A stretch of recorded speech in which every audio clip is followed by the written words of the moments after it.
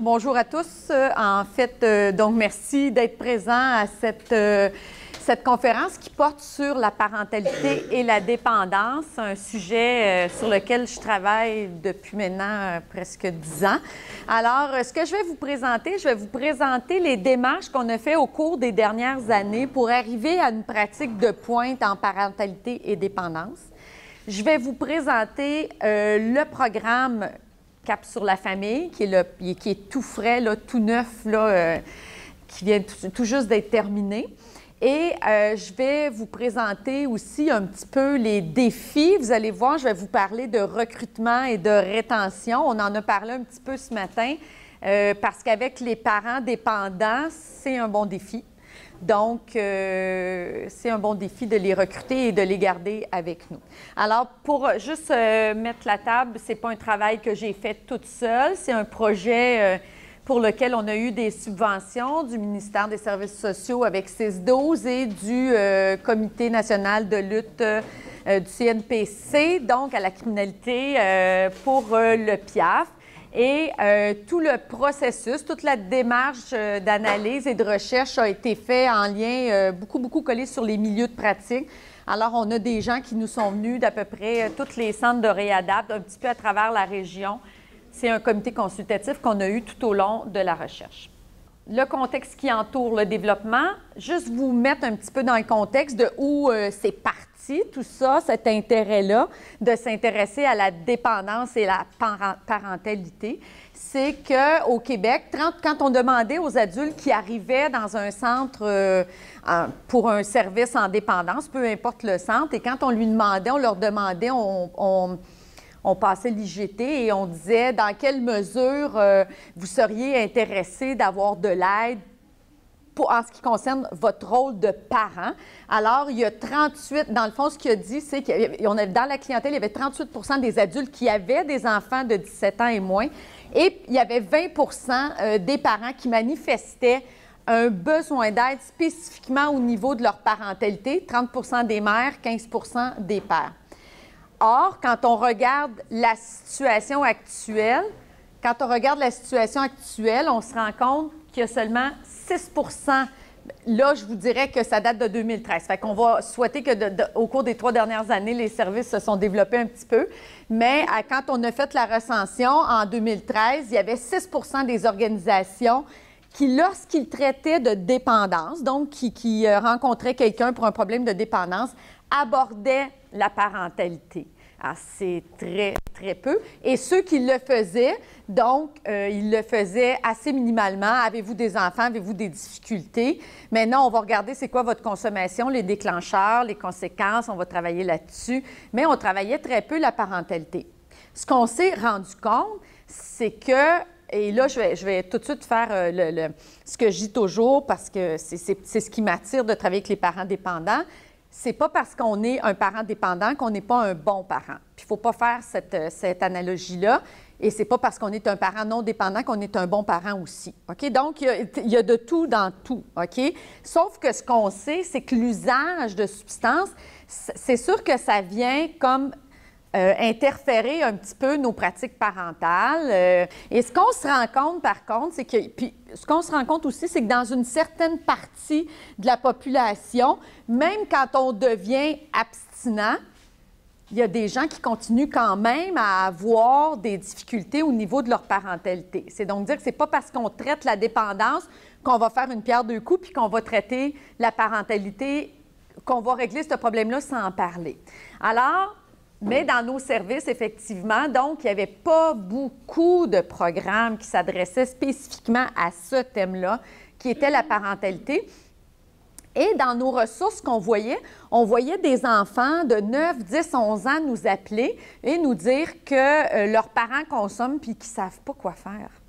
Eux autres, ils sont inquiets. Hein, là, on va parler de parentification, etc. Là, mais eux autres deviennent inquiets. C'est eux autres qui nous appelaient. Mais on n'avait pas de service pour ces enfants-là parce qu'ils n'avaient pas 12 ans. Donc, puis c'est pas eux qui avaient un problème de consommation. Donc, on ne les traitait pas. Il y avait très peu de services pour ces familles-là. Alors, de là est venue l'idée de partir ce qu'on appelle les PEHP, donc les programmes d'entraînement aux habiletés parentales. C'est des programmes qui existent pas juste pour les parents dépendants, là, c'est des programmes en parentalité, donc qui peuvent être appliqués dans des cas où les enfants ont des troubles de comportement, dans des cas, vous allez voir les programmes que je vous présente aujourd'hui, évidemment, nous, on les a développés spécifiquement pour des parents dépendants. Ce que ça veut dire, c'est qu'on va parler de consommation. Donc, on leur explique ça aux enfants aussi. Donc, c'est sûr qu'on touche des thèmes de la dépendance dans nos programmes qu'il n'y a pas dans tous les PEHP que vous pourriez recenser. Puis, vous allez voir aussi, il y a des programmes d'entraînement aux habiletés parentales qui vont travailler qu'avec des parents. Puis, nous, on a toujours pris pour acquis qu'on préfère que les enfants soient présents pour avoir un laboratoire d'observation avec nos parents.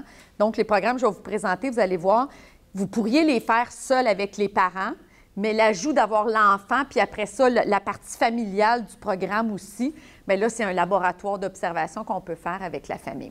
Alors, peu importe la clientèle, ce sont des programmes, les programmes d'entraînement aux habiletés parentales qui ont une approche assez psychoéducative et assez cognitivo-comportementale comme approche d'intervention. C'est des pratiques qui sont très prometteuses pour les parents qui ont une dépendance. Alors, depuis 2008, il y a 2 programmes d'entraînement aux habiletés parentales qui existent au Québec. Peut-être vous en avez déjà entendu parler dans d'autres conférences qu'on a données puis qu'on a parlé. Il y a le programme d'intervention appui aux familles qu'on a appelé PIAF. Et il y a le programme 6-12. Ces 2 programmes qui sont, à la base, ils sont comparables et à la fois différents. Aujourd'hui, je ne vais pas vous expliquer les différences des 2 programmes. Il y a un chapitre qu'on a fait là-dessus dans Sortir des sentiers battus qui explique bien la différence entre les deux, si ça vous intéresse. Mais c'était des programmes qui étaient comparables, qui avaient du moins le même objectif principal, la même clientèle ciblée, donc les parents dépendants et leurs enfants âgés entre 6 et 12 ans, et les autres membres de la famille. Donc, à ce moment-là, nous, quand on parle d'entourage, même des fois, le parent dépendant, c'est plus lui qui a la garde de l'enfant, c'est la grand-mère. Par exemple, si on l'a vu dans nos programmes, c'est la grand-mère parentale. Alors, la grand-mère paternelle va venir dans la rencontre avec l'enfant. Donc, on est ouvert, là, le programme, c'est pour aider finalement à développer des bonnes habiletés parentales. Donc, ce qu'il vise, le programme, par le fait même, c'est de mieux comprendre l'impact de la dépendance du parent sur l'enfant et sur son rôle de parent. C'est de réduire les répercussions de la dépendance parentale sur la vie familiale. OK? Vous comprendrez qu'on a une approche de réduction de méfaits ici. Là, on n'est pas à prôner l'abstinence nécessairement, mais c'est un programme qui pourrait être implanté dans des milieux qui visent l'abstinence aussi, et d'expérimenter différents outils, les emmenant à mieux se connaître et à mieux communiquer au sein de la famille. Alors, que ce soit le PIAF, que ce soit le 6-12, les objectifs étaient passablement les mêmes. Donc, après 5 ans là, des 2 programmes qui roulaient dans certains centres, donc il y en a qui utilisaient le 6-12, il y en a qui utilisaient le PIAF, on est arrivé à un constat de pérennité de programme. On a dit, s'il faut qu'il existe un programme de parentalité de dépendance, c'est pas vrai qu'on va aller au ministère puis on va réussir à en faire rouler 2 de front. À un moment donné, ils vont dire, bien, madame, branchez-vous, lequel vous voulez. Fait qu'on a dit, avant qu'ils nous demandent de se brancher, on va se brancher nous-mêmes. Alors, ce qu'on a fait, c'est qu'on a développé le programme qui s'appelle Cap sur la famille, qui est un programme qui est l'amalgame de ces 2 programmes-là. Alors, ce qu'on a fait, on a fait une étude exploratoire pour aller recueillir auprès des gens qui avaient appliqué les 2 programmes, un et l'autre, même des gens qui ne les avaient pas appliqués, et on a questionné. Selon vous, qu'est-ce qui est nécessaire? Qu'est-ce qu'il faut travailler? C'est quoi les ingrédients qui ont fonctionné pour vous dans ces programmes-là? Et donc, ce que ça nous a permis de faire, c'est de ressortir de là des recommandations et de développer ce programme-là que nous, on a appelé Optimal. Puis là, à un moment donné, on a dit, on va se calmer l'Optimal. Fait qu'on l'a appelé Cap sur la famille. On a dit, c'est beaucoup mieux comme ça. Mais c'est donc, ce qu'on a tenté de faire, donc, dans ce programme-là, c'est prendre le meilleur ingrédient des 2 programmes et de le ramener en un programme. Alors, rapidement, vous expliquer. S'il y en a qui sont intéressés, j'ai une copie du rapport, mais vous pouvez m'écrire aussi, puis je vous l'enverrai, le rapport. Mais c'est une longue collecte de données qu'on a fait à travers le Québec, donc en 2013 et 2014. On a fait des entrevues autant avec des intervenants, des coordonnateurs que des administrateurs dans les milieux d'intervention. Et donc, ce qu'on voulait au bout de tout ça, c'est d'arriver à des conclusions puis pouvoir faire des recommandations pour notre programme. Alors, rapidement, juste pour vous dire, on a rencontré au niveau du programme PIAF, on a rencontré 9 intervenants, un coordonnateur, un directeur. Au niveau du 6-12, 9 intervenants, 3 coordonnateurs, 2 directeurs. Il y a même des milieux qui offraient les 2 programmes. Et donc, à ce moment-là, on n'a pas rencontré les intervenants parce qu'on les avait rencontrés pour l'un ou l'autre, mais le coordonnateur et le directeur de l'établissement qui voyaient les 2 programmes. Et on a aussi rencontré des gens qui n'en avaient pas donné de programme de parentalité en leur demandant si vous aviez à donner un programme de parentalité, qu'est-ce que vous voyez la demande dans vos milieux? Et il faut voir que dans ces milieux-là, on est allé dans les grands centres, puis on est allé dans les petits milieux aussi pour être capable que ce programme-là soit viable, en fait, pas juste quand on a une masse de population assez grande pour l'offrir. Alors, je vous fais fi de toute la démarche et de toute la partie un peu plus descriptive pour arriver aux recommandations du programme. Alors, au niveau, on a des considérants puis on a des recommandations. Donc, le programme doit être facile à diffuser, à promouvoir auprès des directions, des CRD ou des centres qui font de l'intervention en dépendance, des intervenants et des partenaires. La documentation du programme doit être structurée, aisément compréhensible et utilisable par des animateurs et les participants. Ça, c'est ce que les gens nous ont dit. Alors, pour ça, dans le fond, on a fait un programme facile à présenter à vos administrations, je vais le dire comme ça, là, avec un résumé du programme. On a un manuel de l'animateur, donc tout est clé en main. C'est un programme qui est clé en main. Donc, un manuel pour l'animateur, un cahier pour les enfants et pour les parents. Puis, dans nos anciens programmes, on avait des cahiers pour les enfants. Cette fois-ci, on l'a limité. On travaille plus avec les souvenirs avec les enfants. Là, je vais vous l'expliquer tantôt. L'écriture, ça prenait pas beaucoup avec les enfants. Ça les intéressait pas beaucoup. OK? Donc, considérant qu'un matériel d'animation autre que le cahier des participants bonifie le programme, qu'avoir de longues lectures, parce que dans le programme 6-12, les parents avaient des devoirs, ils devaient lire des choses. Ça ne leur tentait pas vraiment. Donc, des longues lectures, ça décourageait les parents. Que les participants assimilent plus facilement les contenus par des activités concrètes et ludiques. Et là, la psychoéducatrice en moi était vraiment contente de lire ça. Le programme doit être appliqué selon aussi une approche plus psychoéducative que thérapeutique, parce que c'est super important. Le 6-12 avait une approche un petit peu plus thérapeutique, retourner avec le parent voir l'enfant à lui pour mieux répondre. C'est quelque chose qu'on a un peu enlevé. On a gardé davantage une approche plus psychoéducative qui ressemble beaucoup plus au programme d'entraînement des habiletés parentales et où on travaille vraiment concrètement sur le comportement. Donc, il est recommandé d'offrir aux enfants, aux parents et aux familles des ateliers interactifs qui suivent les principes d'une pédagogie active, de limiter, on ne peut pas toutes les enlever parce qu'on a des choses quand même à expliquer, des notions à présenter, mais de limiter les périodes d'enseignement plus magistrales, de présenter les contenus et les exercices par l'entremise de capsules vidéo, d'utiliser la vidéo feedback pour que les parents puissent se voir puis puissent commenter comment ils agissent, parce que des fois, ce qu'on pense avoir fait et ce qu'on a fait, ça peut être différent. Conserver la fabrication d'objets rappels. Donc ça, les enfants, ils aiment beaucoup ça. Fait qu'ils font plein d'activités concrètement, puis là, ils repartent avec ça. Ils sont heureux. Animer les groupes dans des endroits suffisamment grands qui permettent une pédagogie active. Donc, vous allez voir tantôt, là, ça nous demande d'avoir des salles quand même où on peut bouger un petit peu, surtout pour le groupe enfant. Alors, considérant que le programme doit être appliqué selon une vision qui est systémique, ce matin, Robert en parlait, de la vision plus systémique, donc de voir ça dans, oui, la famille, mais de voir ça aussi que la famille, elle, est dans un ensemble de systèmes aussi, puis d'exigences. Que le programme vise à améliorer spécifiquement les habiletés parentales. Ici, là, on ne s'adresse pas du tout à la dépendance, en ce sens qu'on n'est pas en train de regarder avec le parent comment tu peux diminuer ta consommation. Ça, on laisse ça au reste du programme. C'est un programme qui est complémentaire à, par exemple, un suivi en dépendance, etc. C'est un programme qui est complémentaire à ça. Ici, on n'ira pas, nous, travailler la dépendance. C'est sûr qu'on a des règles. Il faut que le parent arrive sobre. On a des conditions pour qu'il participe au programme. mais on ne posera jamais la question « Est-ce que tu as consommé cette semaine? » etc. OK? On va travailler comment ça s'est passé à la maison cette semaine avec les pratiques parentales. Que ça s'adresse aux familles qui sont aux prises avec une dépendance.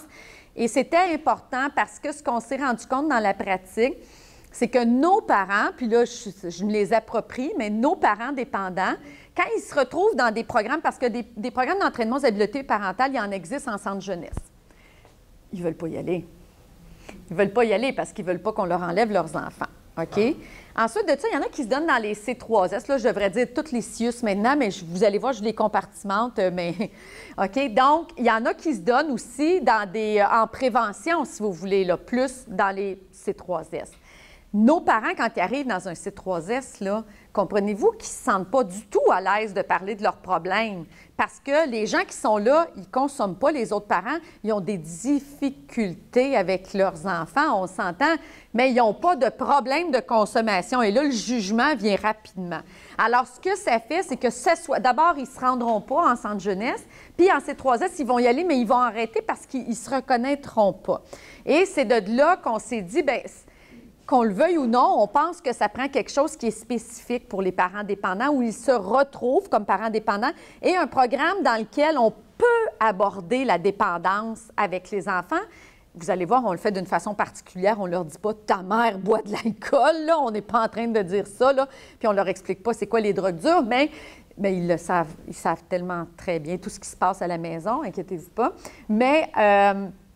Mais tout ça pour dire que c'est un programme qui est spécifique. Puis parce qu'on voulait aborder ces thèmes-là spécifiquement, puis parce qu'on voulait que les parents dépendants s'y retrouvent, puis se reconnaissent, OK, même s'ils n'ont pas la même dépendance, bien, pour ces raisons-là, on pense qu'il y a un programme qui doit s'adresser spécifiquement. Et quand je parle de dépendance, je parle d'alcool, de drogue et je parle de jeu aussi. Peu importe la dépendance, les parents peuvent participer au groupe.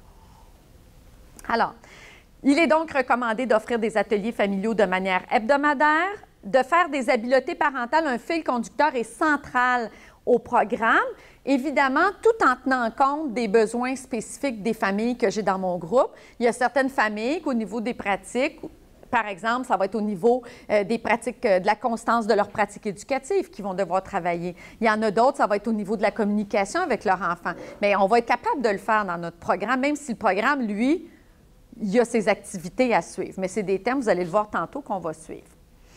Alors, considérant qu'un programme, un PEHP, contient de nombreux thèmes par opposition au temps qui est alloué, évidemment, vous comprendrez qu'on ne peut pas prendre 5 heures par semaine de groupe. Les enfants vont à l'école, les parents sont occupés. Dans un temps réduit, il faut toucher beaucoup de choses. Que le programme est appliqué dans des conditions d'expérimentation précises dictées par la recherche. Alors, c'est sûr que nous, là, jusqu'à maintenant, quand on l'a implanté, des fois, nos milieux, ils trouvaient ça un peu difficile parce que là, on disait, vous le faites comme on vous dit de le faire. Nous autres, on est en train d'évaluer l'implantation puis même l'efficacité. Donc, si vous ne pouvez pas déroger. Ça, des fois, c'était un petit peu plus dur puis ça ne laissait pas beaucoup de manœuvres. Ça laissait peu de possibilités d'adaptation au milieu. Fait qu'il n'y avait pas hâte que la recherche s'en aille, c'est pas ce que je suis en train de dire, mais un peu quand même, pour être capable de prendre le programme puis dire, bien, je vais bouger cette activité-là, puis plutôt que de toucher la communication avec telle activité, moi, j'ai eu une idée d'activité, puis c'est celle-là que je vais faire. Donc, ça, quand on est dans un processus de recherche, c'est plus difficile à faire. Là, maintenant que le programme est offert, bien là, c'est peut-être plus facile de l'adapter pour les intervenants. Et que ce programme-là va quand même exiger de la famille un investissement important. Vous allez voir tantôt, c'est 14 semaines, 2 heures semaine.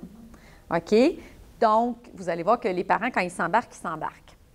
Il est recommandé de conserver, outre les thèmes de la dépendance, les principaux thèmes que sont le système familial, la communication, les pratiques éducatives. Alors, on a enlevé ce que je vous disais tantôt, qui était plus un petit peu thérapeutique, etc. Ça, on a tassé ça du programme. De diviser les thèmes en sous-thèmes dans des séquences qui sont claires, mais qui sont aussi, qu'on peut modifier selon les besoins et les caractéristiques. Fait que vous pourriez dire, moi, j'ai une famille j'ai des familles, c'est beaucoup au niveau de la communication, bien, on va passer plus de temps sur la communication, un petit peu moins sur ce thème-là. C'est tout à fait possible. Réduire le nombre total d'ateliers du programme. Au début, il y en avait plus, là. Je vous dis, là, on l'a réduit, mais au début, il y en avait un petit peu plus. Quand on vous dit le minimum recommandé, vous allez voir tantôt, c'est que dans les recommandations scientifiques, il y a un nombre d'heures d'exposition qu'on recommande pour avoir des meilleurs résultats. Considérant que l'animation du programme, ça, on a été confronté un petit peu à ça parce qu'on a travaillé avec les intervenants des CRD, mais des intervenants qui travaillent en dépendance avec des adultes dépendants. Puis là, tout d'un coup, on leur mettait d'un pattes des petits 6-12 ans hyperactifs, puis il y en a qui ne retrouvaient pas trop leur repère là-dedans, là, puis que c'était un peu compliqué à travailler. Et donc, ça leur a demandé d'aller chercher des expertises. Donc, évidemment, ça demande d'élargir un petit peu nos horizons d'intervention. Ça requiert plusieurs intervenants. En tout, ça requiert 4 intervenants. Vous allez voir, tantôt, on peut réduire, mais habituellement, c'est 2 dans le groupe de parents, 2 dans le groupe d'enfants. Dans un monde idéal, un homme, une femme, un homme, une femme. On peut rêver, là, tant qu'à rêver. Là. On le sait bien que ça ne s'est pas passé comme ça tout le temps, mais ça serait le monde idéal, vraiment. Et donc, que l'animation comporte de nombreuses tâches, mais ça demande une préparation. Vous allez voir, ça ne vient pas avec le matériel. Il faut que vous créez le matériel, il faut que vous l'implantez, le programme. C'est sûr que ça vient avec des responsabilités et que ça nécessite plus qu'un local dans l'organisation. Ça paraît banal dit de même, mais dans les plus petits centres, ça ne l'est pas banal parce qu'on n'a pas des espaces à pu finir. OK? Donc, ce qu'on suggère, c'est de faire du programme un projet qui est plus de partenariat dans une perspective plus de réseaux locaux. On l'a expérimenté en Montérégie, entre autres, où c'est le C3S, 2 intervenants du C3S qui étaient dans le groupe enfants, puis 2 intervenants du Virage, le CRD Virage, qui étaient dans le groupe parents. Et donc, ils le donnaient de concert ensemble. Et donc, chacun avait son expertise. Les gens des C3S, c'est ceux qui étaient habitués de travailler avec les enfants de cet âge-là, mais qui étaient aussi ouverts à travailler avec des parents dépendants. Alors, avec des partenaires clés selon le mandat, ce qu'on a fait aussi l'année passée, on a offert le programme parce que vous allez le voir tantôt, dans le recrutement, des fois, c'est difficile. Comme expérience, ce qu'on a fait aussi, c'est dans des organismes communautaires. Alors, l'intervenant en dépendance spécifique s'en allait, mettons, dans la maison de la famille. Je vais vous le nommer, je ne pense pas que c'était le nom de l'organisme, mais c'était un genre de maison de la famille, OK? Et c'était multiculturel, donc, fait qu'on a approché, on a pu expérimenter avec des familles d'autres cultures aussi. Mais avec l'intervenant, mais les personnes étaient en confiance, donc ils venaient dans l'organisation, ils sont habitués d'aller, puis l'expertise en dépendance est arrivée avec les intervenants toxicaux. C'est des choses qu'on a tentées. Considérant que la diversité du groupe constitue une valeur ajoutée au programme et que les programmes représentent une aide supplémentaire au suivi habituel qu'un usager aurait dans un centre en dépendance, on suggère d'offrir le programme à tout type d'usagers, d'en prioriser l'accès aux usagers engagés dans une trajectoire de service. Par contre, quelqu'un qui a déjà commencé à travailler sur sa dépendance ou qui monte une motivation à y travailler. Donc, on suggère de mettre le programme dans cette trajectoire de service-là afin d'augmenter le potentiel de changement puis de réussite au niveau du programme. Alors, considérant, c'est notre plus gros défi, vous allez voir, je vais en reparler souvent, mais considérant que le recrutement des familles s'avère difficile, mais essentiel à l'offre du programme, sans famille, je n'ai pas de programme, il est recommandé encore une fois de travailler avec tous les partenaires possibles, chez qui sont ciblées des personnes responsables du programme, de favoriser au sein même de notre organisation une fluidité d'information. On s'est rendu compte, nous, à un moment donné, qu'il y en a qui croyaient à ce programme-là, puis qui le vendaient, puis qui le faisaient, puis il y en a d'autres qui ne l'offraient même pas à leur clientèle adulte. Donc, quand on dit que ça arrive dans une offre de service, que ça fasse partie de l'offre de service. Tu es un parent, je vais te l'offrir. À quel moment je vais te l'offrir? Ça dépend où tu es rendu dans ton cheminement, mais je vais te l'offrir, le programme. Donc, c'est ce qu'on suggérait. Il est recommandé d'adapter le programme à la réalité, aux particularités des différents territoires. Alors, le programme, vous allez le voir, on peut l'offrir en groupe, on peut l'offrir en individuel. Comme je vous disais, nous, il y a toujours 2 aspects. Là, il y a l'aspect pendant que les parents et les enfants sont rencontrés séparément pour toucher un thème. Puis la 2e heure, après ça, on rencontre parents et enfants ensemble, puis on joint le thème. Alors, on pourrait, avec, par exemple, je pense à des centres en dépendance plus à l'interne où les enfants ne sont pas nécessairement avec leurs parents. c'est possible. On pourrait quand même travailler la parentalité avec toute la section qui est parentale, le parent, puis faire ces ateliers-là avec le parent, qui sont des ateliers d'1 heure, par exemple. OK? Évidemment, l'impact ne sera pas le même parce que je travaille uniquement avec le parent, puis on n'est pas en mise en pratique tout ça, mais au moins, on a la sensibilité de s'adresser à leur parentalité. Alors, c'est sûr que dans les régions où c'était moins des grands centres, la capacité d'offrir ce programme-là de façon individuelle ou qu'on ait des possibilités de jouer avec l'offre de service, ça plaisait beaucoup aux gens qui pouvaient l'implanter. Alors, offrir des facilitateurs répondant aux besoins spécifiques des familles, puis vous allez voir, c'est dans la littérature. Nous, ce qu'on a fait, par exemple, pour que les familles viennent à nous, parce que la première fois, quand vous invitez des parents dépendants, ils vont, pour un programme de famille, ils vont vous donner leurs obstacles. Ils ne vous le diront pas comme ça, ils ne diront pas « voici mes obstacles », mais ils vont vous nommer d'autres. « Ouais, mais moi, j'ai un autre enfant à la maison. » Bien, amenez-le, on a un service de garde. OK?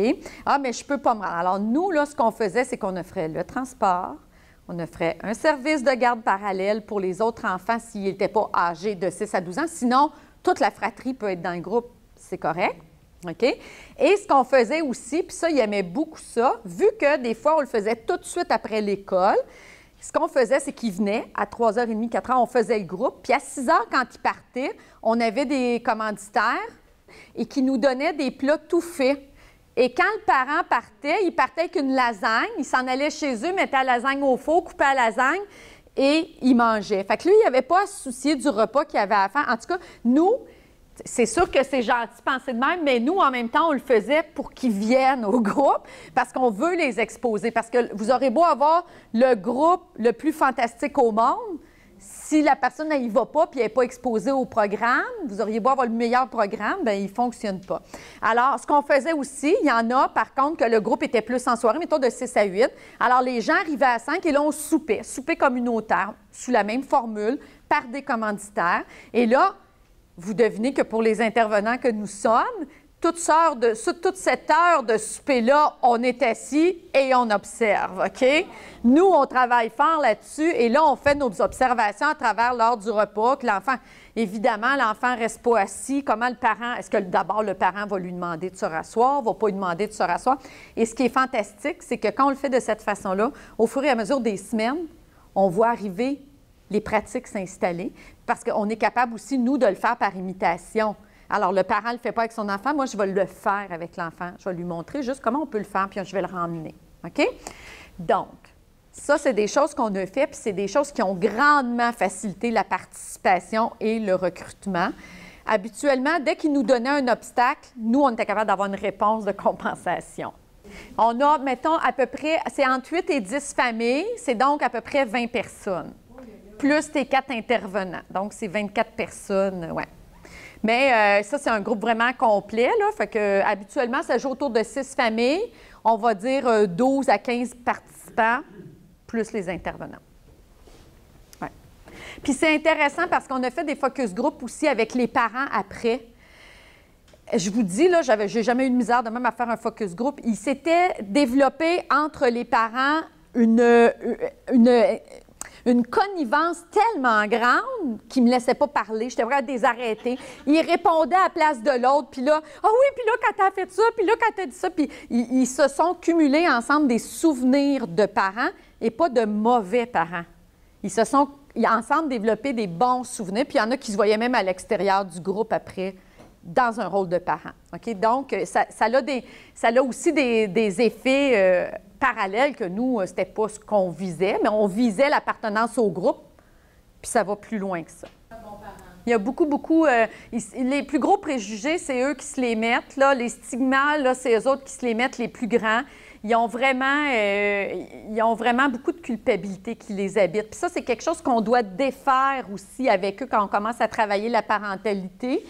Parce qu'eux autres, ils sont habitués de se faire parler de parentalité dans des contextes de crise. Alors, dans des contextes où l'enfant est en négligence, où l'enfant est en contexte d'obligation. Là, nous, on leur dit non. Nous, ce qu'on veut faire, c'est de te donner des outils. On n'est pas... Mais oui, ils l'ont, ce portrait-là, définitivement, entre eux. Puis, en tout cas, à travailler avec eux, il y a beaucoup de choses aussi qu'on se rend compte, hein, que dans les études, là, dans ce qu'on s'est rendu compte, il y avait des choses très intergénérationnelles. Tu sais. Les mères nous disaient, moi, je ne peux pas donner ce que j'ai pas reçu, dans le fond. Là. Fait que je donne ce que je peux. Puis, tu verrais dans mon quartier, comparé aux autres voisines, je suis une pas pire mère, tu sais, même si je consomme. Fait qu'il y a tout ça là, qui entre en ligne de compte. Mais effectivement, ils se jugent eux-mêmes très sévèrement. Puis même les enfants aussi. Ils le vivent, ce stigma-là là, du parent qui est consommateur. Fait qu'il faut défaire ça. Il faut enlever l'idée des enfants que c'est pas parce que ton parent consomme qu'il n'est pas une bonne personne. Fait que ça aussi, on a des petites choses à défaire par rapport à ça. Ouais. Alors, il est recommandé de sélectionner autant que possible. Puis là, on le disait parce que je le nomme, c'est sûr que nous, on a été pris avec des contextes syndicaux, alors on ne pouvait pas nécessairement choisir qui allait appliquer sur les programmes et qui allait faire l'animation, etc. Mais dans un monde idéal, des intervenants, des animateurs qui ont des compétences et de l'intérêt pour le travail auprès des enfants 6-12 ans, pour de l'intervention de groupe et pour le travail d'équipe, parce qu'on travaille toujours ensemble, qui sont en mesure de gérer des situations complexes et de générer rapidement des solutions. Je peux vous dire que dans un groupe où on a beaucoup d'enfants en troubles de comportement puis des parents en consommation qui les gèrent plus ou moins, il y a des groupes pour nous qui ont été assez explosifs, qu'il a fallu rapidement tourner puis dire qu'est-ce qu'on va faire avec ça. Fait qu'il faut avoir ça en soi, il faut avoir le goût du défi. Il est recommandé d'avoir une formation initiale sur le programme, une formation au sujet des enfants de 6-12 ans, un soutien clinique régulier. Robert le nommait tantôt, comment c'est important aussi pour être capable de regarder notre situation à nous dans notre intervention. Un accès en tout temps à une personne ressource pour le programme, un soutien d'un expert lors de l'implantation d'une première cohorte du programme. Et idéalement, constituer une équipe d'animation mixte de 4 animateurs, 2 hommes, 2 femmes, 2 pour les enfants, 2 pour les adultes. Des fois, ce n'est pas possible dans vos organisations. On peut à ce moment-là faire des plus petits groupes, un dans chacun des groupes. Ou si vous en avez 3, idéalement 2 avec les enfants, 1 avec les parents. Les parents sont plus faciles à tenir que les enfants par expérience. Alors, je vous rappelle rapidement, puis après ça, je vais vous présenter le programme. Dans la littérature, puis ce qui est ressorti de ce qu'on a fait un petit peu aussi comme étude, en fait, parce qu'on a jusqu'à maintenant, on a tiré, là on est rendu dans toutes nos efficacités, mais on a tiré quelques études de ces programmes-là. Alors, ce qu'on dit, idéalement, pour avoir les meilleurs résultats avec ces programmes-là d'entraînement aux habiletés parentales, débuter précocement. Les meilleurs résultats s'observent entre 3 et 10 ans. C'est sûr qu'après ça, nos enfants viennent plus grands, sont plus durs à contrôler. Le parent a plus de difficultés aussi. Donc, le programme doit être accessible, offert à proximité de la clientèle au moment opportun dans sa démarche de réadaptation. Je vous le disais tantôt. On est allé dans des groupes communautaires parce qu'il y a des parents qu'on ne rejoignait pas du tout, puis on s'est approché d'eux. Il y a des parents que ça va arriver au début de leur démarche, il y a des parents que ça va arriver plus à la fin de leur démarche, puis c'est correct aussi. Identifier les besoins particuliers des familles à l'aide d'une évaluation initiale rigoureuse. Le programme en inclut une. Donc, vous avez une évaluation à faire initialement qui va vous donner le portrait de votre famille. Vous pourriez la refaire après le programme pour voir la perception du parent par rapport à leur pratique éducative, etc. Inclure des thèmes pour améliorer les relations familiales, la communication et le contrôle parental. Parce qu'habituellement, la consommation est aussi associée à un manque de supervision, etc.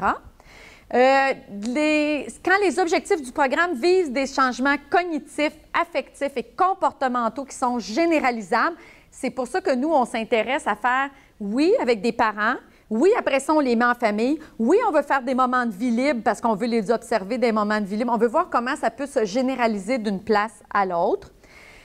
Augmenter un dosage et en intensité, alors on dit qu'idéalement, il faut entre 25 et 50 heures d'exposition à un programme de parentalité pour qu'il soit efficace. Idéalement, on va parler de 45 heures. Évidemment, plus on est avec des familles défavorisées, plus on est avec des familles en grande difficulté, je vais vous dire par exemple en grande négligence, bien là, je vais augmenter mon intensité puis je vais augmenter mon dosage aussi.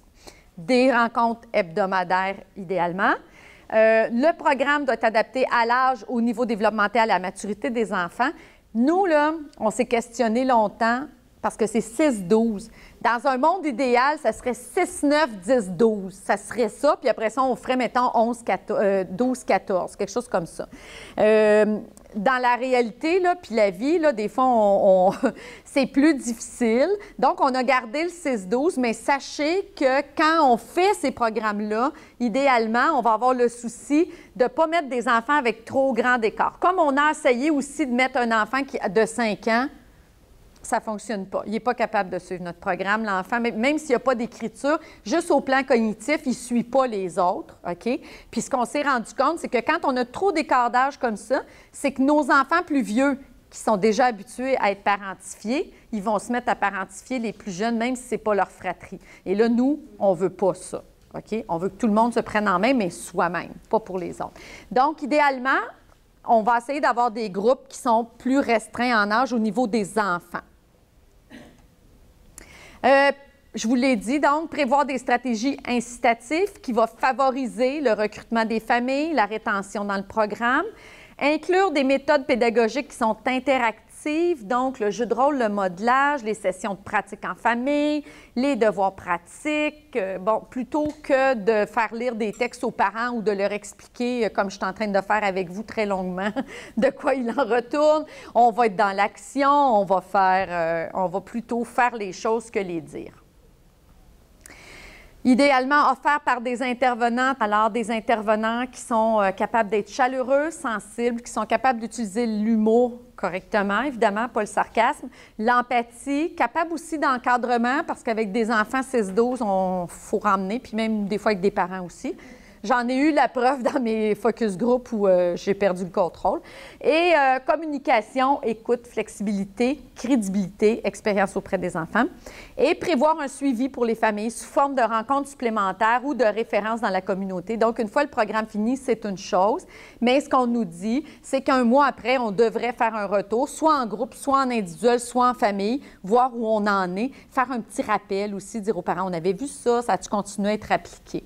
Parce que le changement, quand on est dedans, c'est une chose, puis des fois, quand on s'arrête, c'est difficile de le maintenir. Fait que pour qu'il se maintienne, la littérature nous dit, n'hésitez pas à ajouter des séances. Voilà. Je vous présente le programme maintenant, le programme Cap sur la famille qui a tenté de répondre à tous ces objectifs-là. Puis vous êtes choyés, c'est la deuxième fois qu'on le présente, le programme Cap sur la famille. Puis la première fois, c'était des gens invités. Donc là, vous êtes le premier public, là, vraiment à qui on va présenter notre programme Cap sur la famille, qui a une première cohorte qui a été implantée au Centre de réadaptation de Montréal en janvier. Alors, ce que c'est 12 semaines d'activité. Ça s'adresse aux enfants de 6 à 12 ans, de la première à la 6e année du primaire, touchés par la dépendance parentale, et ça s'adresse aussi à leurs parents et aux membres de l'entourage. Donc, dans des groupes, des fois, on avait, par exemple, papa consommateur, maman non consommatrice, puis l'enfant. OK? Ça, on peut avoir ça. Les couples avec l'enfant, la fratrie, comme je vous disais, ça peut arriver aussi. C'est un programme qui utilise une approche qui est psychoéducative, c'est donc dire qu'on va passer par l'action, par l'activité pour atteindre nos objectifs visés.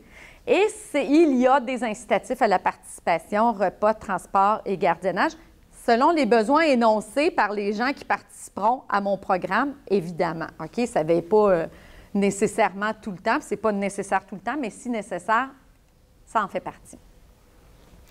Dans le manuel, il y a le cahier de l'animateur avec des fiches détachables pour chacun des ateliers, des cahiers d'activités en annexe, des fiches détachables pour animation. Donc, il y a des cahiers d'activités. Puis là, nous, il y a des activités qu'on suggère, celle-là ou celle-là. Vous pouvez prendre celle que vous voulez, finalement, parce qu'au fil des années, nos intervenants, ils n'ont développé beaucoup d'activités pour atteindre le même objectif. Donc, on les a mis. Il y a un cahier du parent qui sont des exercices de réflexion et des prises de notes parce que quand même avec le parent, on fait un petit peu plus d'enseignement, entre guillemets, je vais vous le dire comme ça qu'avec les enfants. Et il y a le protocole d'évaluation pour la rencontre pré-groupe. C'est un protocole qui inclut des questionnaires sur le fonctionnement de la famille, sur les stress vécus par la famille, sur le comportement de l'enfant, en tout cas, et ceux qui sont intéressés, on pourra le regarder un peu, qui se complète, le correctif est avec, vous le faites automatiquement. Dans le cadre de la recherche, l'évaluation initiale durait 1h30. on l'a ramené à 20 minutes. OK? Fait que ça, les intervenants étaient bien, bien contents quand on leur a appris ça. Les parents aussi, je pense. Ça faisait beaucoup de questions pour un parent à compléter. Alors, en trame de fond du programme, il y a une routine qui est prévisible. Puis ça, c'est important, surtout pour les enfants, pour les parents aussi, mais je vous dirais, les enfants, eux autres, là, quand ils viennent, ils savent. OK, là, on va tous manger ensemble. OK, là, on va tous faire ça. Ils savent ce qu'ils s'en viennent faire au programme. C'est très important.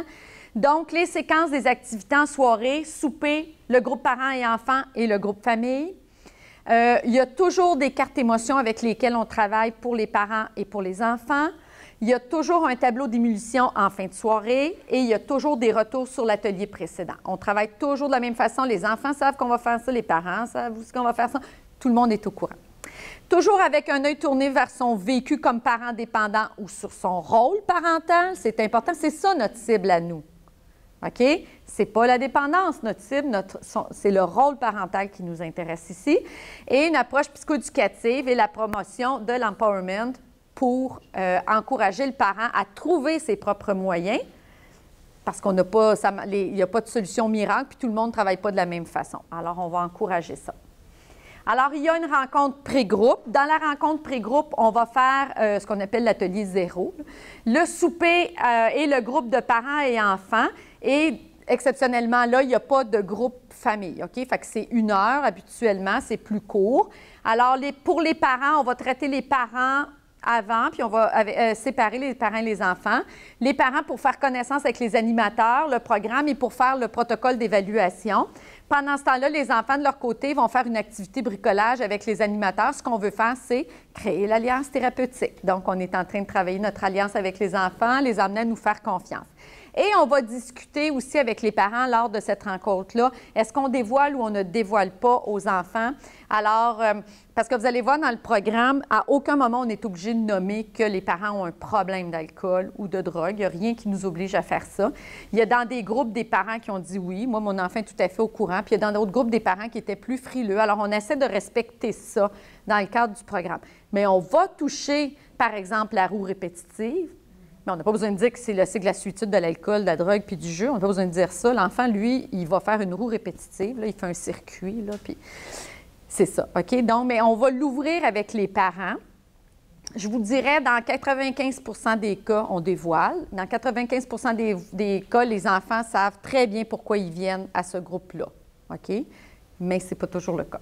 Je vous ai donné un exemple de fiche d'animation. Alors, c'est une activité qu'on fait avec des M&M. Là, donc, oui, on va vérifier les allergies. On pourrait mettre d'autres choses. Tout ça, là, on est tout conscient de tout ça. On l'a fait plusieurs fois.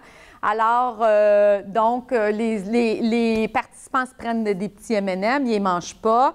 Et autant qu'ils ont des M&M, ils doivent nous dire des choses sur eux-mêmes. Donc, par exemple, qui ils sont, comment ils sont. Puis quand ils disent, bien là, après, ils peuvent le manger. Donc, s'il a pris qu'un M&M, il peut décider de révéler aux autres que son nom de famille, par exemple. Puis ça sera tout ce qu'il va faire. Puis on va continuer le jeu comme ça. Les informations peuvent être très importantes, très anodines. Je vous dirais, la majorité du temps, on reste surpris de ce qu'ils nous disent d'entrée de jeu, les parents dépendants. OK? Si jamais, bon, ça, vu que c'est psychoéducatif, vu que c'est interactif, souvent les parents ils sont mal pris. Fait que là, je suis l'intervenant, j'ai pris mes M&M, donc je n'ai pris 4, là. Je sais que moi, ce que je vais faire, je fasse avec, là. Puis là, ben, je vais le faire, je vais montrer comment ça fonctionne. Puis après ça, le parent va le faire. Fait que c'est des fiches, ça paraît anodin, mais ça, c'est pour briser la glace à notre atelier 0. On le fait autant avec les enfants qu'avec les parents, cette activité-là, OK? C'est toujours détaillé comme ça. À l'atelier 1, là, on commence. Là. Donc, on a, entre l'atelier 0 et l'atelier 1, on a corrigé ou on a annoté les évaluations des parents. On connaît le profil des parents qui sont avec nous. On peut même faire un petit plan d'intervention pour le groupe avec chacune des familles qui sont devant nous.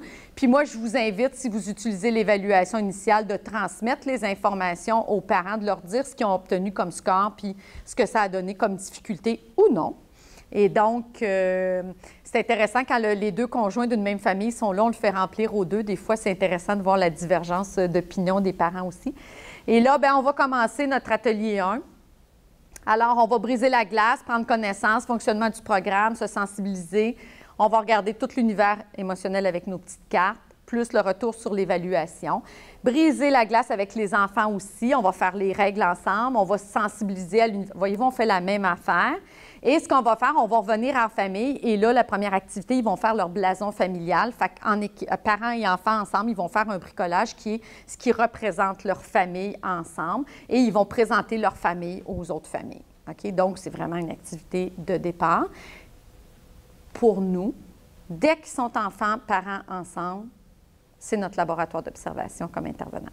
Ça, c'est très important. Fait que c'est là, tu sais, quand je vous dis l'approche psychoéducative, c'est là que je vous le dis, oui, on fait faire le blason puis le bricolage, puis c'est bien le fun s'il est bien beau à la fin, là. Bien, même s'il n'est pas beau à la fin, moi, ce que j'ai vu en cours de route entre le parent puis l'enfant, c'est important aussi. OK? Fait qu'il y en a là-dedans, là, le parent, il laisse faire l'enfant, c'est tout l'enfant qui organise. Il y en a d'autres, le parent tasse l'enfant. Il y en a d'autres qui ont vraiment une collaboration. On est capable vraiment de voir au niveau de la communication. Non, on n'en a pas mis dans le programme. On pourrait l'utiliser, mais on n'en a pas mis dans le programme. Mais on vous dit d'avoir tout. Le but, c'est de garder toujours ça en tête. L'atelier 2, c'est la famille. Alors, par exemple, on va parler du fonctionnement familial, de l'équilibre des rôles dans une famille, parce qu'on sait, dans une famille en dépendance, les rôles sont souvent déséquilibre. Avec les enfants, on va parler aussi de l'équilibre familial, de l'importance de chacun d'avoir sa place au sein de leur famille. Et on va expliquer aux enfants qu'ils n'ont pas à être la locomotive de tête dans leur famille, eux autres. Ils devraient être un petit wagon en arrière. Ils ne devraient pas être en avant. Fait qu'on va jouer à Twister, on va faire le train avec eux autres, puis on va regarder comment ils se placent, puis comment ils se positionnent. Puis c'est comme ça qu'on va travailler avec les enfants, OK? Et avec les parents, après, on va en famille, avec les parents et les enfants, on va faire un mobile sur ça représente bien l'équilibre. Alors, on va faire un mobile. Encore une fois, c'est notre laboratoire d'observation. OK? Notre atelier 3, c'est un deuxième atelier sur la famille. Pour les parents, on va leur expliquer ça a besoin de quoi un enfant de 6-12 ans, c'est quoi le développement de ces enfants-là. Ça paraît bête, mais il y a des parents que c'est quelque chose qui ne fait pas partie de leur connaissance. Alors, on va leur donner.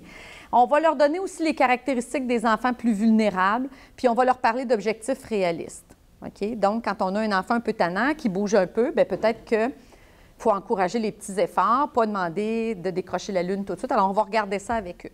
Pour l'enfant, on va apprendre à mieux se connaître, ses forces, ses faiblesses. Ils vont faire une silhouette, ils vont s'associer à des animaux. Alors, c'est des jeux qu'on va faire.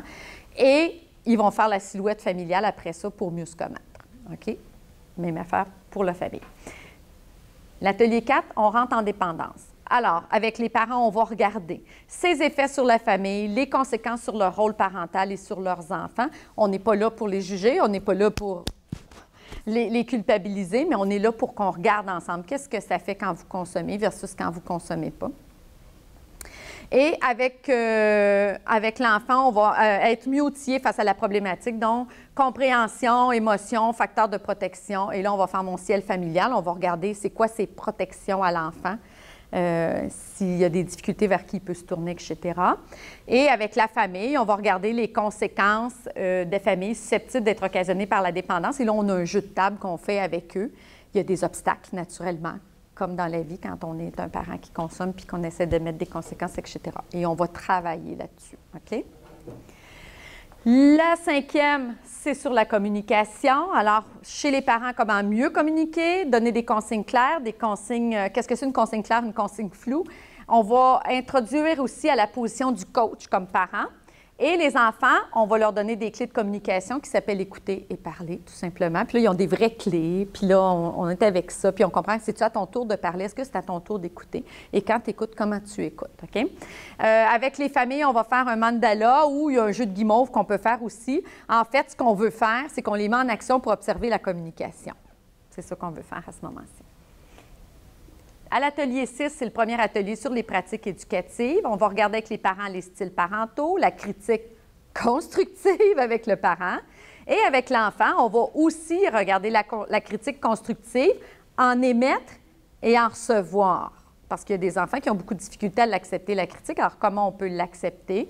On a un jeu de corde à linge à ce moment-là pour faire ça.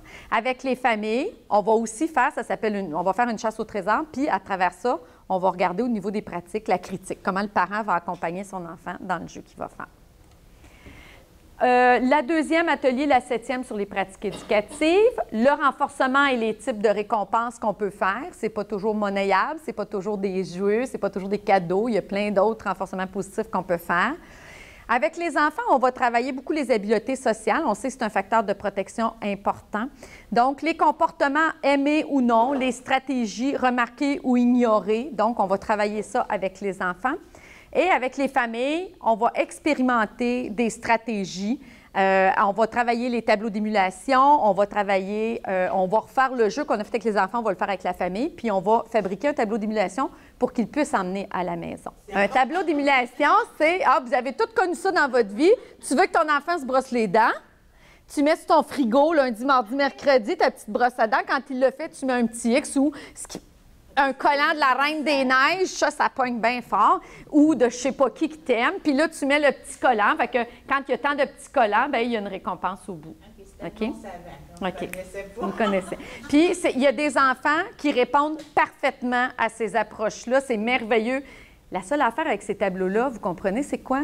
C'est que le parent doit être constant dans sa pratique. Et là, ça, il faut travailler ça fort avec notre parent dépendant. Fait que c'est beau, puis quand il arrive, puis qu'il a tous ces petits collants, bien, il faut qu'il ait la récompense aussi, tu sais. Puis s'il les a pas, les collants, il ne faut pas qu'il ait la récompense, comprenez-vous? Puis ça, c'est dur pour un parent dépendant qui se sent coupable puis dire « Ouais, mais là, je pourrais y donner pareil. » Puis bon, OK? Fait que voyez-vous, on travaille tout ça avec le parent. L'atelier 8, c'est notre deuxième atelier sur les communications. Alors, on va regarder la résolution de problèmes, OK? Et les enfants, on va regarder aussi comment on peut dire non. Et ensuite de ça, on va faire aussi la résolution de problèmes en famille. Puis, on va commencer à préparer, parce que le dernier atelier, c'est un party. Et ça, c'est bien, bien important. Fait que, on va commencer à préparer la fête finale, puis on fait un jeu là, au niveau de la résolution de problèmes avec un jeu ils ont 100 $, puis là, on doit prendre des décisions. Tout le monde ne pense pas pareil sa décision, évidemment, vous comprendrez. La troisième atelier sur les pratiques éducatives, alors la discipline parentale, poser ses limites et la constance dans poser ses limites. Chez l'enfant, on va l'apprendre à gérer sa colère. On va travailler avec lui comment gérer sa colère, parce que là, papa et maman, ils vont commencer à mettre des limites. Ils n'ont peut-être pas mis souvent. Puis quand ils en mettaient, des fois, ils étaient trop grandes, mais ils les enlevaient avant le temps, ou etc. Alors là, ici, ce qu'on va faire vraiment, c'est qu'on va apprendre avec l'enfant à gérer sa colère. On va travailler avec le volcan de la colère. Et on va travailler en famille, l'harmonie familiale, puis on va commencer aussi à préparer la fête.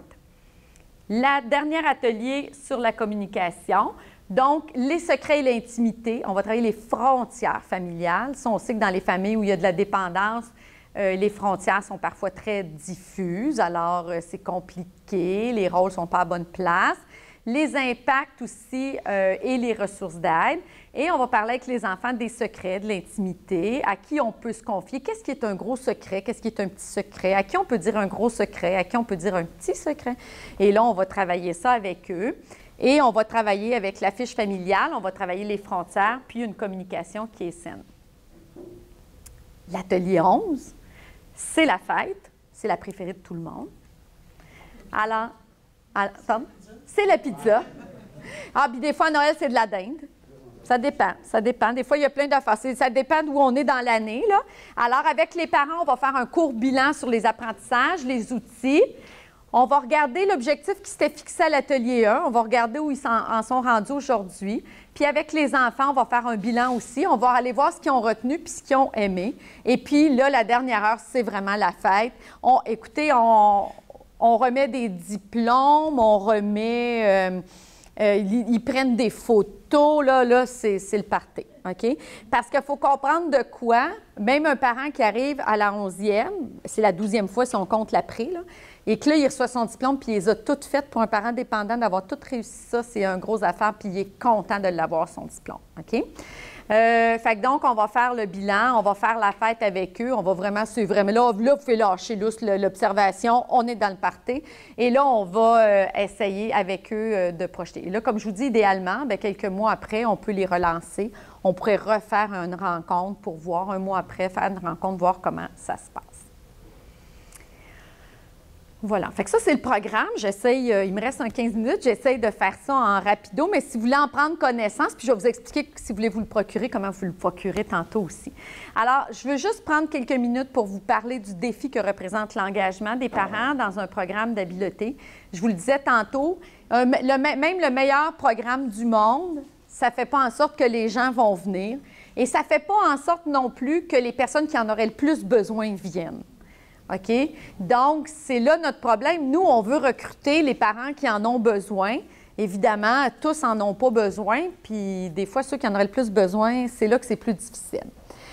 Donc, les parents, bien évidemment, doivent se présenter pour en bénéficier. Ceux qui abandonnent, c'est démontré, sont ceux qui présentent le plus de difficultés ou le plus d'obstacles à se présenter. C'est pour ça qu'on essaie d'en pallier quelques-unes, mais ce n'est pas toujours possible. Et on sait que les parents, et ça c'est démontré, le nombre, plus il va être exposé, même s'il ne fait pas tout le programme, plus il est exposé, plus il s'améliore. OK? On n'a pas besoin de finir le programme pour dire c'est réussi, mais plus on va l'exposer, mieux ça va être. OK? C'est pour ça que nous, on ne fait pas de... Il y a des parents, par exemple, qui ne peuvent pas venir à 2 rencontres, mais on leur dit plus, tu ne peux plus venir dans le groupe. Même si c'est un groupe fermé, on continue à les accueillir pareil jusqu'à la fin. OK? On a même des parents qui l'ont fait 2 fois, le programme, qui sont revenus 2 fois avec leur enfant puis qui l'ont refait. Parfait. Nous autres, si tu veux le faire 3 fois, tu peux le faire 3 fois. C'est tant aussi longtemps que ça va t'aider de le faire. Il y a bien évidemment un niveau d'intérêt, d'investissement de la part du parent. C'est un processus, la motivation, vous le savez, c'est un processus qui est dynamique, hein, l'intérêt aussi. Puis quand on regarde par rapport à un programme, il y a 3 grandes étapes. Et moi, je vous les nomme les étapes parce que c'est là, comme intervenant, qu'on a à faire un levier puis une pression un petit peu. Donc, avant le programme, avec l'intention de s'inscrire, donc de stimuler l'intention de s'inscrire d'un parent, ça veut dire que vous devez bien connaître votre programme et vous devez bien vendre votre programme. C'est vrai pour Cap sur la famille, c'est vrai pour tous les programmes, hein, ceci étant dit, c'est pas juste là. En tout début de programme, alors, 2 premières rencontres, 3e rencontre, c'est là que le monde abandonne le plus. OK? Donc là, on va mettre tous nos efforts en début de programme. On n'arrête pas de les motiver. Est-ce que tu as aimé ça? Parfait, on se revoit la semaine prochaine. Ah, tu as un empêchement. Comment on peut pallier cet empêchement-là? Là, on va travailler avec eux. Et jusqu'à la fin du programme, on va appeler ce qu'on dit l'engagement participatif, parce que vous savez, c'est pas parce que vous êtes assis ici en ce moment que vous participez. Donc, des fois, le parent peut être dans le groupe et puis il ne participe pas. Nous, ce qu'on veut, c'est un engagement participatif, évidemment. Il ne faut pas oublier pourquoi l'engagement est difficile, parce que chez les familles les plus vulnérables, on se voit souvent offrir ces interventions-là dans des contextes qui sont particuliers et ça peut fragiliser l'engagement, évidemment. Donc, des mesures légales, de la méfiance envers les intervenants et même, il y a des parents, comme je vous disais tantôt, ce qu'ils nous disaient, bien, il a l'air le fun ton programme, mais moi, là, quand je me regarde comparé aux autres mères, là, je suis capable, je suis bonne. Tu sais, on a fait une étude, les parents, ils ne se percevaient pas négativement comme parents. OK? Donc, il faut leur démontrer à quel point ce programme-là peut les aider plus. OK? On n'est pas en train de dire, je te mets ce programme-là parce que tu n'es pas un bon parent. Je te donne ce programme-là pour t'aider dans tes pratiques éducatives avec ton enfant. Alors, juste pour vous donner une petite idée au niveau des prévalences, dans les études qu'on a faites là, avec nos groupes de parents, alors, voyez-vous, à l'intention de s'inscrire, 29 ont refusé d'emblée. On vous l'a mis en chiffres. Mettons qu'on aurait invité 100. Il y en a 29 qui ne sont même pas présentés au programme. D'emblée, ils ont dit non, je ne veux pas venir à ton programme. On en a déjà échappé 29. Puis on a fait une étude à savoir ceux qui restent, ceux qui s'en vont. Évidemment, ceux qui avaient plus de difficultés quittaient prématurément le programme. Alors, au niveau de l'engagement initial, donc, 53 ne vont pas se présenter à l'évaluation pré-groupe. OK? Alors, ils nous ont dit, oui, Myriam, je vais y aller à ton programme. Je dis, bon, bien, parfait. Lundi, c'est l'évaluation pré-groupe. La moitié ne viennent pas. OK? Donc, mais ceux qui se sont présentés sont venus à la première rencontre après. Je n'ai pas eu d'attrition entre mon pré-groupe puis un. Je n'avais déjà eu une assez gros là, je ne voulais pas en avoir d'autres. Et ceux qui ont commencé, 19 n'ont pas terminé le programme. C'est donc dire des 33 parents qui se sont présentés à la première rencontre, il y en a 6 qui n'ont pas terminé. C'est donc dire que j'en ai 27, attends, je fais un calcul rapide, 27, donc sur 100 parents invités, j'en ai 27 qui ont terminé. OK? Il est là mon défi. Moi, il est là mon défi. Il y a du monde qui dirait, bien, c'est bon, un parent sur 4, Myriam, sois contente. Je suis contente. Je ne veux pas que vous interprétiez mal ma joie, mais je me dis, avec les autres études que j'ai faites après, je me suis rendu compte que ceux qui restaient, c'était peut-être pas nécessairement ceux qui en auraient le plus besoin. Mais en même temps, ça fait de mal à personne d'être exposé à des bonnes pratiques éducatives, là, je vais vous le dire. Alors, puis rapidement aussi, peut-être, donc, c'est sûr qu'il y a des facteurs qui vont influencer l'engagement des parents. Par exemple, quand on est à l'intention de s'inscrire et à l'engagement initial, la promotion du programme, la motivation du parent, la motivation des référents, OK? Ceux qui les réfèrent au programme, être un bon vendeur de ton programme, et des éléments logistiques qui favorisent l'accessibilité au programme, je vous le disais tantôt, le transport, etc. Tout ça, vous comprenez, c'est des facteurs qui vont faciliter la motivation. Toujours. Toujours. Ça, là, c'est pour ça que de tous les programmes, il y en a beaucoup de programmes, par exemple, j'en ai en tête, là, que c'est juste, ça s'adresse qu'aux parents. Les enfants ne sont pas ciblés. On donne aux parents, puis les parents pratiquent chez eux, ils se filment, puis après ça, on revient, puis etc. Nous, on s'est rendu compte qu'il faut que les enfants viennent pour 2 choses. Parce que c'est les enfants qui emmènent les parents. Ils veulent revenir voir leurs amis, puis faire le bricolage. Puis là, on leur donne un souvenir des choux-doudous. Ils ont plein d'affaires, ils sont contents de tout ça. Eux autres, ils se font des amis aussi. Fait qu'il y a un attachement qui se fait. Ça, c'est une chose. Donc, l'enfant, effectivement, l'enfant permet d'emmener le parent. Puis, il n'y a pas de meilleur laboratoire que quand je les vois intervenir, parents et enfants ensemble. Moi, à partir du moment où ils rentrent, là, dans ça soit la salle de repas ou qu'ils rentrent dans votre organisme, là, dans votre organisation, l'observation commence. C'est parti, là. Fait que ça, j'ai accès à ça, ce que j'aurais jamais accès, dans les services réguliers, on voit le parent seul. Là. Fait que ça a un avantage d'avoir le parent et l'enfant ensemble. Mais les PEHP qui s'adressent qu'aux parents sont aussi efficaces. Ils ont démontré leur efficacité aussi, là. C'est pas... Alors, dans les modèles identifiant des caractéristiques susceptibles d'influencer l'engagement des parents, bien évidemment, il y a des caractéristiques qui sont familiales, propres aux parents, propres à l'enfant et à la communauté. Et on dit, certains sont toutefois d'avis qu'à elles seules, les caractéristiques ne permettent pas de comprendre l'engagement ou non des parents. Puis on a très peu de moyens, des fois, de changer ces caractéristiques-là. Alors, il faut bien évidemment s'intéresser à toutes les barrières que les parents vont mettre pour venir à l'intervention. Donc, les caractéristiques des parents des enfants influenceraient, mais indirectement, dans la littérature, ce qu'on nous dit. Et on a fait un beau petit tableau pour montrer que, par exemple, au niveau des intentions de s'inscrire, si on regarde les facteurs associés, au niveau de la communauté, au niveau des parents, au niveau de la famille, au niveau des enfants, au niveau des programmes, au niveau des référents. Voyez-vous, on a c'est les facteurs qui sont reconnus dans la littérature. Au niveau de l'engagement initial, alors comment le parent, lui, il interprète le programme, son besoin du programme. Il y a aussi des facteurs qui sont associés au programme. Par exemple, moi, si j'invite un parent, puis que je commence le groupe 1 mois après, il y a beaucoup de risques qui ne viennent pas. Il faut que ça soit fait dans un très court délai. J'invite, je commence, OK? C'est pour ça que des fois, c'est difficile d'avoir notre nombre de parents suffisant parce que il y en a que j'ai invités il y a 1 mois, il y en a que j'ai invités dernièrement. Alors, comment ça se passe? Nous, le recrutement, on le faisait sur à peu près 1 mois. Après 1 mois, on partait le groupe. OK? Parce que mon parent, que ça fait 1 mois que l'invitation est passée, là, je veux qu'il reste avec moi. OK? Puis, il y a l'engagement participatif. Encore une fois, les facteurs qui sont associés aux parents, à la famille, à la communauté, aux animateurs et au programme lui-même. Donc, si vous voulez, vous pourrez avoir accès à la présentation. Puis comme ça vous permettrait... Mais ce sont tous, ce que c'est, pourquoi je vous les montre aujourd'hui, pourquoi je vous les indique, c'est que ce sont tous des leviers de motivation sur lesquels je peux aller bouger.